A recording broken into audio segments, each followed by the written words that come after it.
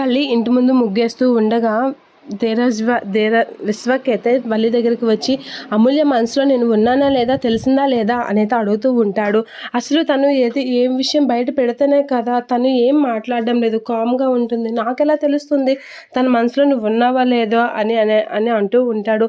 అయితే ఈరోజు నేను ఒక ప్లాన్ చెప్తాను, చెయ్యి, నేను తనని ప్రేమిస్తున్నాను అనే విషయం తనకు చెప్పు అని అనేసరికి, ఓరి నాయనో, ఆ ప్లాన్ చెప్తే నేను ఏకంగా ఇంట్లో ఉంటాను అనుకుంటున్నావా, ఇంటి నుంచి బయటకు గెంటేస్తాను నన్ను, నువ్వు నా కొంప ముంచేలా ఉన్నావే అని చెప్పేసి అంటూ వల్లి అయితే టెన్షన్ పడుతూ ఉంటుంది. నీ ప్రేమ కాదు కానీ నేను ఇంట్లో నుంచి బయటికి వెళ్ళిపోయేలా ఉన్నాను, నా బాధలేదో నేను పడతాను, కానీ నువ్వు ప్రస్తుతానికి మాత్రం ఆ విషయం గురించి మాట్లాడుకో అని చెప్పేసి అంటూ ఉంటుంది.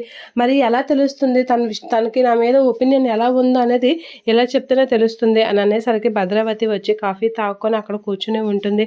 నాయనా, నీ ప్రేమకో దండం, నీకో దండం, నా బాధలేవో నేను పడతాను, కానీ నువ్వు ఈ విషయంలో జోక్యం చేయకు, ఈ ఒప్పందం కాదు కానీ నా ఒక కాపురం కొల్లేరయ్యేలా ఉంది, నీకు దండం పెడతాను, ఇక్కడి నుంచి వెళ్ళిపో అని చెప్పేసి అయితే వల్లి అంటూ ఉంటుంది.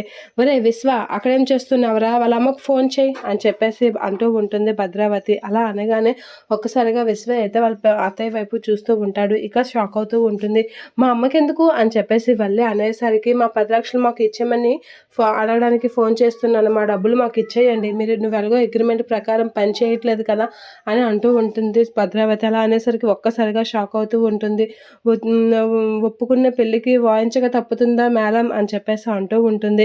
అయితే మా అల్లుడు చెప్పినట్లుగా అని అనేసరికి, ఇదేంట్రా బాబు, ముందున్న గొయ్యి వెనక నుయ్యి అన్నట్లుగా ఉంది నా పరిస్థితి, ఇప్పుడా ఒప్పుకున్నాను, ఇవి ఏం చెయ్యాలి, నా కర్మ కొద్దీ నా కాపురం నిలబడుతుందని ఒప్పుకుంటే ఇప్పుడు నా కాపురం కూలేటట్లుగా ఉందే, ఈ పని చేస్తే ఖచ్చితంగా నేను ఇంట్లో నుంచి వెళ్ళిపోవడం ఖాయం అని చెప్పేసి అయితే అనుకుంటూ చాలా ఇదవుతూ ఉంటుంది. ఇక విశ్వ అయితే నవ్వుతూ ఉంటాడు.